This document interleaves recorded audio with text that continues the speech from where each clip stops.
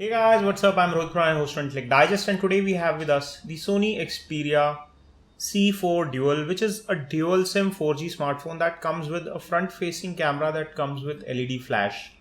There are many other USPs of this phone, but I'll try to cover this review with reasons to buy and not buy this phone. Let's get started with this video.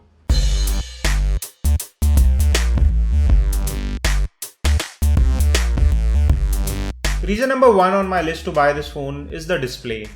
It has a 5.5-inch full high definition display which is powered by a Sony Bravia engine, and it does look very rich and very nice. The color quality, contrast, depth, viewing angles and the overall look of the phone is very pleasing to the eyes, and it gives you very immersive visual experience on the Sony smartphones. Reason number two is the aesthetics. This phone is fairly slim and looks very sleek in hand. Besides having a 5.5-inch display with the slim bezels, it still holds very well in one hand and does look very nice. Reason number three is in the very name of the phone. It's a dual SIM phone. It supports 4G and supports two SIM cards at the same time. It also comes with expandable memory, which is our reason number three to buy this phone. Reason number four is the front-facing camera that comes with LED flash. What it means is that you can take pictures even in dark, so the selfies will no longer be very bad even if you are taking the selfies in not so perfect lighting conditions. Reason number five is the rear camera quality. The 13 megapixel shooter at the rear does produce good quality images. However, the shutter speed is not very fast, it's kind of slow. But with dedicated camera key, which is half press to focus and full press to take a shot, does help in taking good quality pictures with the 13 megapixel rear shooter, which comes with a lot of modes on software level. Reason number six is the dedicated camera key. Yes, I mentioned it in my camera section, but this key makes it really handy to use this phone as your camera. You can depress this key when the phone is locked, and if you don't have a password set on the phone, it will directly take you to camera and you will be ready to take pictures in no time. Half pressing does the focusing, full pressing takes a shot. So you get a digital camera-like feel when you're taking pictures with the C4 Dual. Reason number 7 is the battery life. There is a 2600 mAh battery underneath, which is not user removable.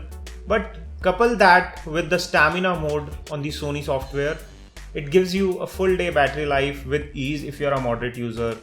Yes, if you're a heavy user, you may still face some battery troubles. But for most users with the stamina mode and 2600 mAh battery on this guy, you will be good to go for one full day. Reason number 8 is the software. There is Sony skin on top of the Sony Xperia C4, which gives a very familiar and fast UI. It comes with theme support. It also comes with customizations that you can do to the toggles. Underneath it runs Android Lollipop, which is among the newer versions of Android.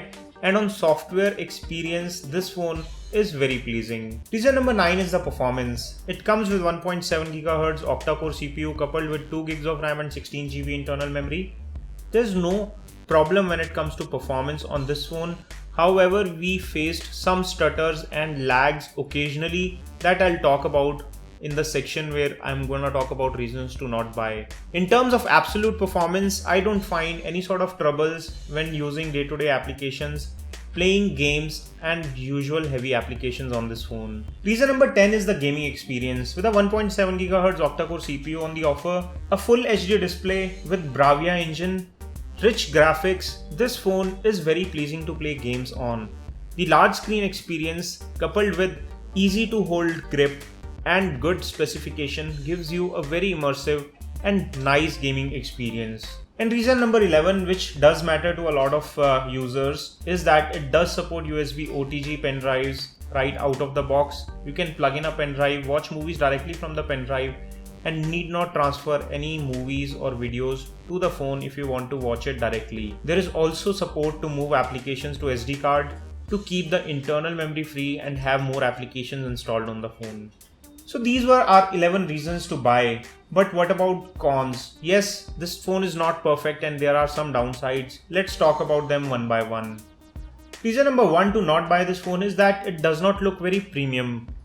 Yes, I'm comparing it to its own sibling, the Xperia C5 Ultra, which does get a metallic ring which looks much more premium. This one gets much subtle looks and does not look as premium as you would find on other Sony Xperia series phones. Reason number 2 is the audio quality. It gets a small speaker at the rear, which is the rear firing speaker. It's a single speaker. It's neither too loud nor it is dual front firing stereo speaker like you get on the C5 Ultra. And it is easy to muffle while you are playing games and holding the phone like this. So the sound experience from the speaker is not very pleasing. However, the experience from 3.5mm audio port is really good. Reason number 3, a complaint that we have heard from many users and have experienced it ourselves, is that the cellular call quality is not up to the mark. The clarity of sound when in call could have been better and is not perfect. If I have to rate it out of 10, I would rate it at 7 at the best. Reason number 4, which is the major problem that we saw with this phone, is the UI stutter or the UI freeze. It does tend to get hanged occasionally and does not happen all the time. It's like once or twice in a week or maybe 3 times a week you would find that the phone kind of freezes on you and would not respond. You may have to restart the phone to make it work again. But it is not something that is very critical right now, and we believe that with software it can be fixed. We have just updated the software build and we will test it for a few more days and will come up with our analysis in the description section below regarding the hanging problem. So stay tuned and come back again to check the description. Reason number 5 is the heating problem. It is not free from heating troubles. It easily touches the temperature of 45 to 46 degrees while playing heavy games, and it gets slightly uncomfortable to hold this phone when it is hot. It is because of the chipset that is on use. It's an octa-core MediaTek CPU, which are notorious to get hot while playing heavy games. So this phone is no exception there. And reason number 6, which is probably very disappointing for some, is that the front-facing camera quality is not really up to the mark. Yes, you can take pictures in dark environments because of the front-facing flash, but overall quality of the front-facing camera is not very pleasing and tends to get grainy very easily even if you are in moderately lit conditions. Only in perfect lights it can take good shots, but in artificial lights or even using the front-facing flash, the pictures tend to get slightly grainy. With this, we come to the end of this video, and these were our reasons to buy and not buy. Besides the reasons to not buy, this phone is still a strong contender in around 20,000 rupees price segment if you are looking for a large screen phone. It comes with a lot of positive points and the list of pros is much longer than the cons. So it is still a good buy. We are leaving direct links in the description section below where you can pick up one for yourself. It is a thumbs up from us and you can pick up one at the best buy prices from the links provided in the description. If you enjoyed watching this video, don't forget to give us a thumbs up by pressing the like button below, and for more such videos, stay tuned by pressing the red subscribe button. I hope to see you on my next video. This is your host Rohit Khurana signing off. Thanks for watching.